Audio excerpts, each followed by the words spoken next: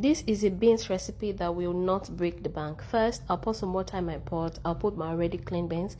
I'll cover the pot and cook for 20 minutes. After this, I'll add 1 teaspoon of sugar, 1 teaspoon salt. I'll mix it very well. Then I'll cover the pot and cook the beans until it is very, very soft, just like this. And this is the final step.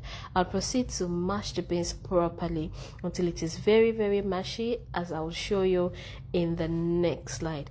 This right here is Agoyin. So if you are looking for the secrets of making the viral Agoyin, here it is. Just add a little bit of sugar and that's it. Follow me for more.